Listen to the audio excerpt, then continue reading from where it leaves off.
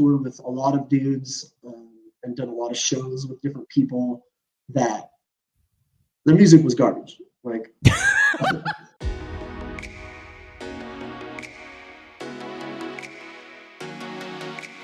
people who don't know you, give them a little rundown of yourself, because I mean, I'll like explain it, but I don't want to make you blush on camera. So, just give them the rundown of yourself, kind of give everyone your little high view accolades, let the world know. Well, I've been DJing since I was 12. Oh yeah, I go by Epps, by the way. I don't know if you can see the name down in the corner. So let me start off there. That's my name. I started DJing when I was 12 and kind of just kept with it forever. And I've toured the country a couple different times. Like, I think I have a total of like 6 different tours under my belt. I've kind of done pretty much everything. Like, there's not a single thing that I've like haven't done. I've done festivals. I haven't done an arena. I would love to do an arena. I see a lot of DJs right now, especially in like the DJ communities and circles doing arenas. I would love to do an arena. That is still on my to-do list. Mm-hmm. Yeah, I've done a whole bunch of stuff. I've been DJing for like 20-something years. So, was there a certain person that got you started DJing, or? Yeah, when I first heard Live at Madison Square Garden by DJ Jazzy Jeff and the Fresh Prince, it was like number like 11 on the He's the DJ, I'm the Rapper, that album. And there's like this one where like DJ Jazzy Jeff does this like Transformer scratch, and I was like, what is that? It is crazy. Keep in mind, this is before the internet like was popping. I'm old. I was born in 87, so like I DJ'd for years without Serato, like pre that time. But yeah, anyways, I heard that album and wanted to get it. I literally got turntables that next Christmas. And yeah, so I would say DJ Jazzy Jeff is the one to thank for me being into DJ. Okay, so then how did you get started as a tour DJ? Okay, so it's a lengthy question. I mean, there's a, I don't know. I feel okay. Like, so, which artists have you toured with? Okay, I've toured with a lot of strange music. So I've toured with Cut Calhoun, Chris Calico, Tech9, Cess Crew, Murs. Let's just do like Murs, because that was the one show I That's saw. the major. That is definitely my biggest touring career has been with Murs. Okay, so let's just do that one. So how did that one come about? Being a major fan. I've like loved Murs since I was like in like 6th grade. He used to like be a part of a group called the Living Legends. I used to like bump all their stuff forever. Then I had like a rap career that a lot of people don't even know about, but I used to rap. And during that time period, I actually came out with an album, which is like kind of like a mixtape. So I actually used like a lot of video footage, like interviews, YouTube, like other songs, and pieced together this whole album that made it sound like me and Murs were rapping back and forth. We had skits in it. I'll give you the link at the end of this. Okay, yeah, I would love to actually check that out. It's still available online. But yeah, so basically put together this whole album, and on the cover of the album is me getting Murs' tattoo on my leg. So I had gone to a Murs show and he signed my leg. And I literally was like, yo, I love this man's music.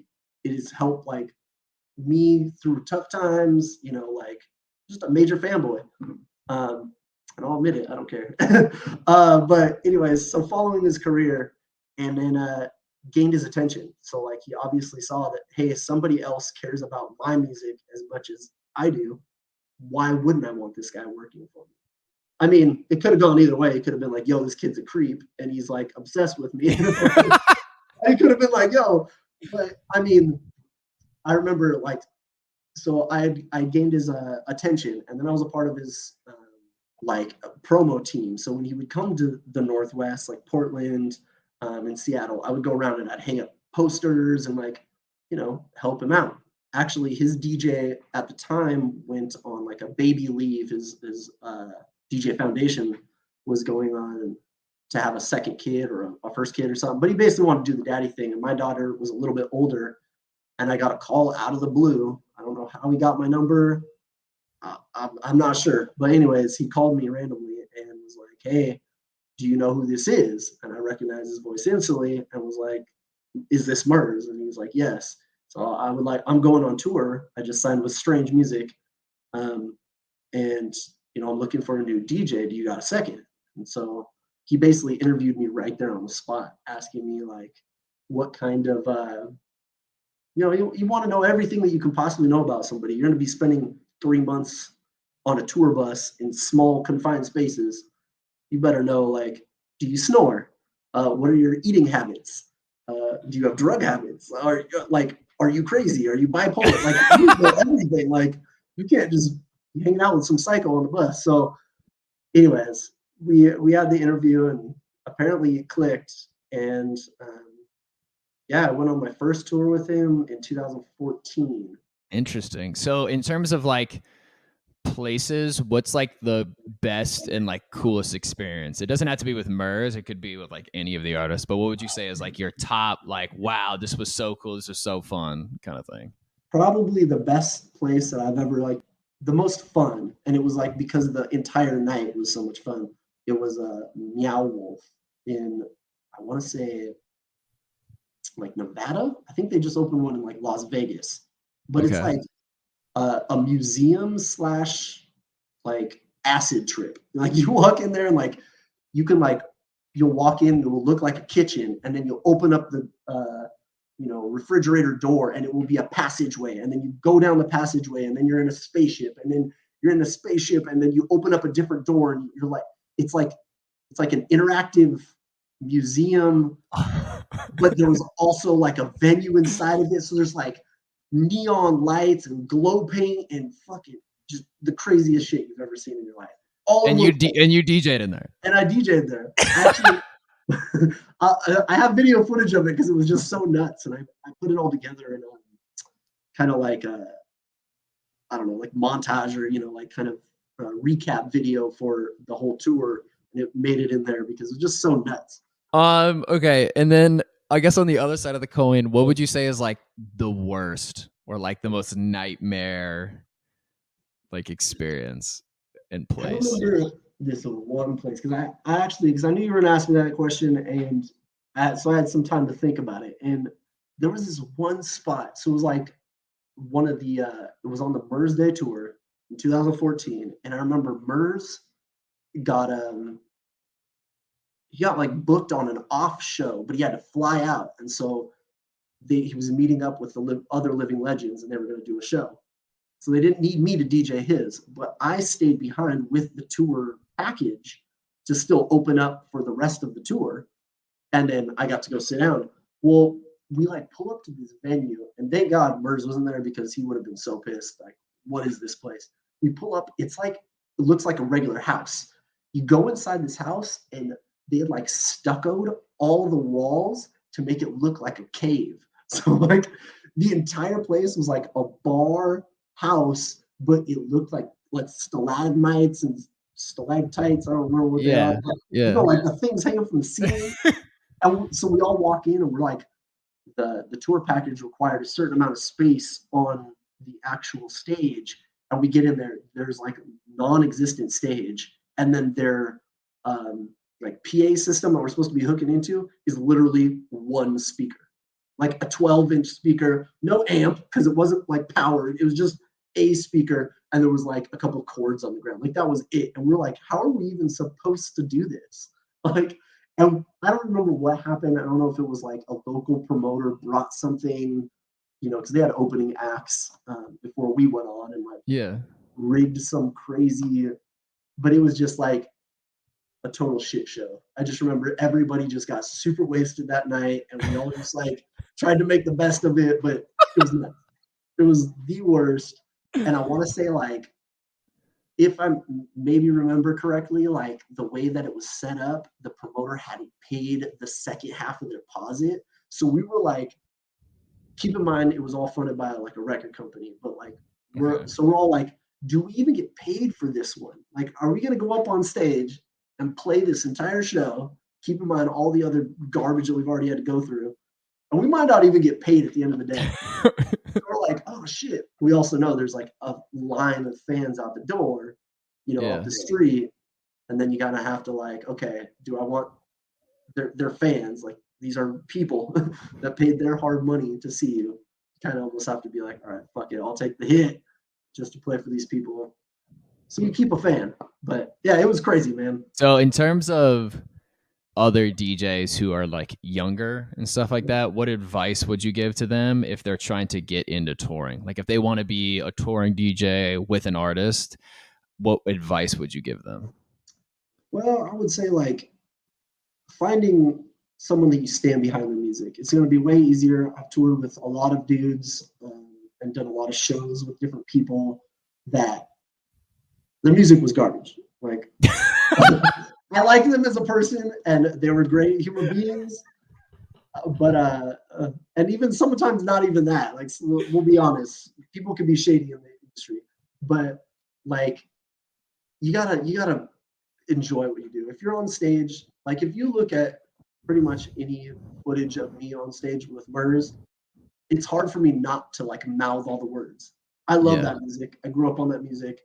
Like I stand behind it. I've done it with other artists where it's like, shake that ass. You're like, I can't.